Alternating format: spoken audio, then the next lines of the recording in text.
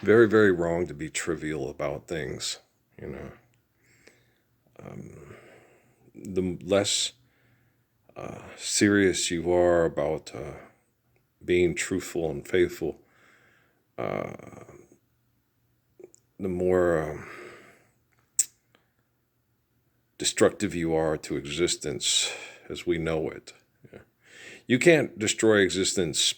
That's impossible. You have a brain that thinks you can, but your brain is stupid, so don't listen to it. But but you know, you need to take things seriously. You need to understand matters. You need to be a serious person. You can be jovial and have fun and joke around and relax and be a good person, but you have to be serious first. You have to take matters seriously. You have to understand them. Like Richard Dawkins. They were talking about that award. That we have to give it out. You don't have to give it out. Your ego tells you have to give it out. Stanford Loris Prayer back in 2009 when they had people come talk to me about Richard Dawkins in Sierra Vista, Arizona. Would you still give out that fucking award? Would we still have the Nobel Prize? Would we still vote for president? Okay, then you don't have to do it. Okay, what you have to do is you have to understand reason and then be reasonable.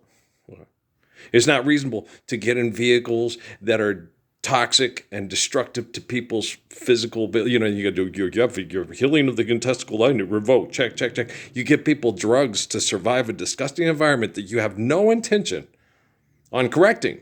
And then you say, well, in the name of science, fuck you in the name of science. And while you're at it, fuck you and your little dog too, Toto and Dorothy and Tin Man, all your bullshit. You fuckers are so mean. And then you turn around and say, it's all these crazy fuckers at the Vatican and at the Quorum of the 12. Yeah, they use science to do fucked up shit too. Okay? But can you tell yourself the truth about your existence and then be faithful to that truth before you do any science projects? Huh? All right. I am tired of people being abused. It's wrong. Now, most people do deserve it because life's eternal and grace is infinite. And they turn the truth of reality into a magic show in their fucked up little heads. Okay? But that still doesn't mean that each child is a clean golden slate for us to sit there and say, Lord's Prayer now. And if the kid has, remember when we used to fuck people in the ass because they wrecked the car? Okay, you didn't go to Catholic school in New York. That was George Carlin. Okay, listen, you don't need money to fuck. Shh. Okay? So, I tell you, I don't want to talk that much anymore, but I know I have to. Okay? Now, most of you, I was watching the end of the football show thing there, and Michael Strahan's throwing a fit because Gronkowski gets excited about football, and he's talking about it. And he said, you're overstating the obvious. It's like, isn't that fucking football? Overstating the obvious? It's pretty obvious. Most stuff you see in football is pretty fucking obvious. And anytime people talk about it, they're just overstating the obvious. I mean, if Terry Bradshaw can do it, anybody can do it, right? Okay. I know Terry Bradshaw's laughing at that one. But life's eternal grace is infinite. I'm the Messiah. Shut up. Yeah, I was sitting there watching the stuff, and they had Roger the Dodger out there, and Preston Pierce, it was Drew. Yeah, Drew Pearson was there. I didn't see Preston. Maybe he's not with us anymore. But I saw Drew Pearson. It was nice to see some of the other kids too.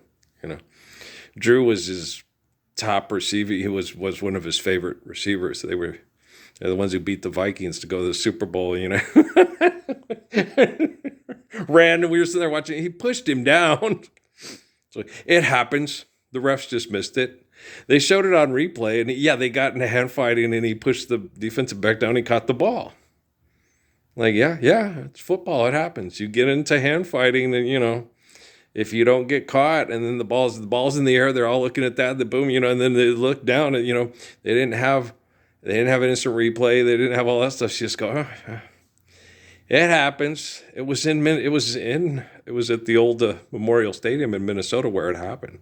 So it wasn't like they got hometowned or anything like that. Yeah, we had the Vikings had the top spot in the playoffs that year.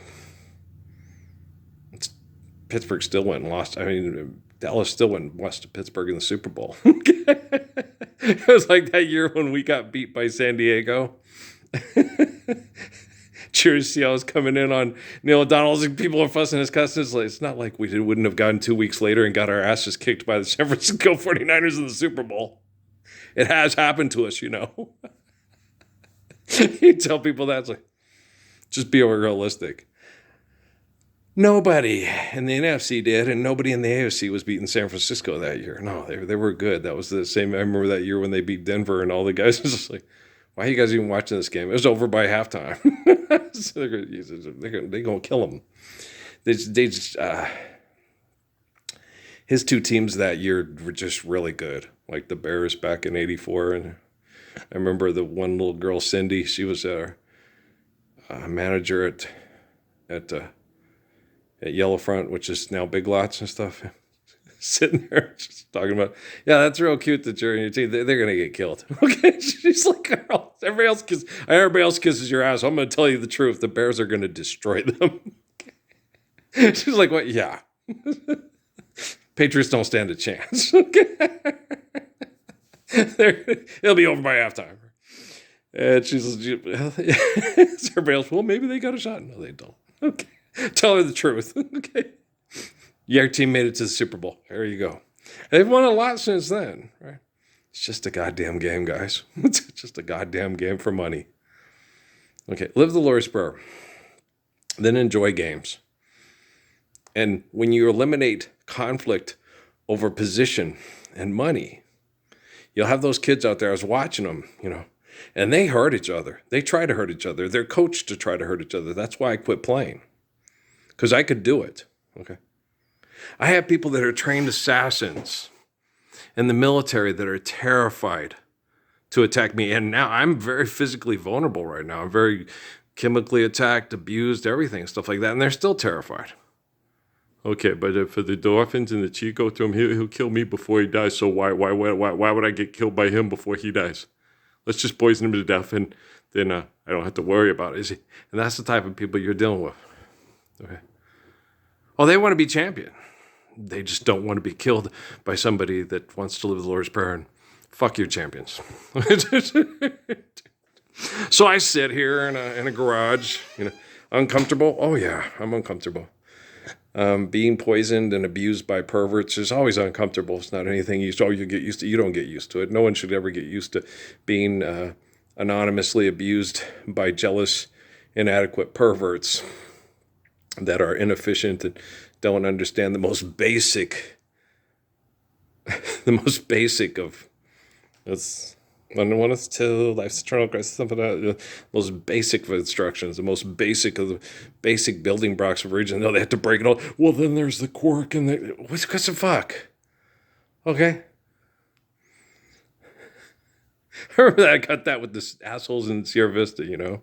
Well, sex isn't that great the way God put that together so we enjoy sex? And he said, that's wonderful, right? And it's I think it's really nice of the essence of existence to do that, because all the stuff that goes, you know, this goes, I hate you, and she's throwing up. She wants Taco Bell at 4 a.m, you know, and all the crap that we've had to do because we're stupid. I think women will still crave certain different kinds of foods and stuff during pregnancy. But I think most of it will be there in the house because, you know, we don't have restaurants for extortion, exploitation to make poor people feel like they're rich, right? And I think when she craves Taco Bell, it's to make her, you know, she's not feeling good because of this. She's making a choice to continue life through that. And now go get me Taco Bell, you son of a bitch. It's like, I can make taco stuff at home that's better, but yeah. Oh, Amy was different. Steffi, she's mad, I want Taco Bell. Amy was like, no, make one of Mary Ann's hamburgers. Food was, yeah, she's like, no, she'd tell the kids, you don't want Dad to go get McDonald's or Burger King. You want Dad to make his mom's burgers. Well, because I put minced onions in them. And they were, you know, thick hamburgers. And if we had onion rings, you'd be so she could make it any way she wanted. So no, she would usually sit there. No, get ground beef and fresh ground beef, and have Dad make his mom's hamburgers, which were much better than any of the, you know, even Applebee's. Yeah, it was Mary Ann's. They were good. When someone makes you a real hamburger at home, it's like, whoa, out of fresh ground beef and stuff like that. Yeah, it's a little different. Smash burgers and stuff like that. His mom's were medium rare with the. They were good. Yeah, I haven't made them in forever. I brought the frozen ones. I don't get the fresh ground beef and stuff anymore. Because the frozen ones you can get a whole pack of them for and that's what I thaw them out and I don't make spaghetti and meatballs very much anymore. That was Zeke's favorite. And maybe in about 6 months, I'll have spaghetti more, carb load more, because I'll be able to move more and get more done to have spaghetti once a month. But as it is now. And the breakfast burritos, that was just because it was getting cooler, but we're going to take it easy on the breakfast burritos, just mostly fruit and vegetables and soup and beans, and just go with the old standards. And just survive, stop, eliminate abuse, and recover, You have all these places like that, you see that, these world famous places that they use for scenes in movies and stuff, right? And then they'll take pictures of it. It's like, you wouldn't want to live there. You can't. It's like, ooh, isn't that? Yeah. That looks completely devastating and like someplace I would not want to get stuck in. It looks like your guys' capacity to faithfully love. And it's just completely, look at it. Red sand, it's red hills in the sunset. That's red sails. Oh, I'm sorry. But you look at it and go, no, would not want to live there. Some places aren't meant to live. You're not supposed to live in the center of a volcano. You're not supposed to live on the moon, even though Linda Creed wrote a song about it. Mars, no. Venus, no. Santa Barbara, ooh, yeah, but park the cars, bars, and whores. That's a nice spot. You know what else is a nice spot? Greeley, Colorado. Yeah. Wheatland, Wyoming. That's a nice spot. It doesn't have to be for a lot of places. You got to look at the resources of the water and who could live there and who could do what. Okay. We all can't live in beachfront property, but not a lot of us all want to. Some people just want to get away from it all some people like solitude more than large crowds. Large crowds are tolerable, but okay, I'm exhausted. Let's go home. I need relating that solitude. Sometimes I need solitude,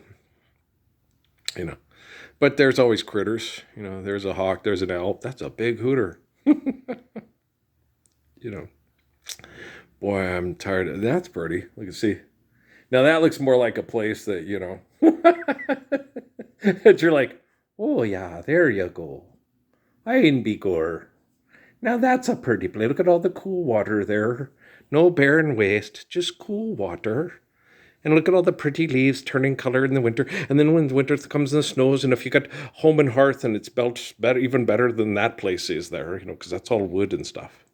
But if you get a place and you build it to last, with modern technology there, but don't make it look like one of those modern homes like the one that Mitch had on, what was the name of that movie? Enough.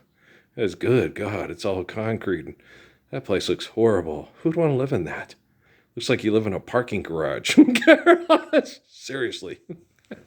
Cold and hard orb that rules the night. Okay, guys. I love you, all right? I'll talk to you guys later. Peace.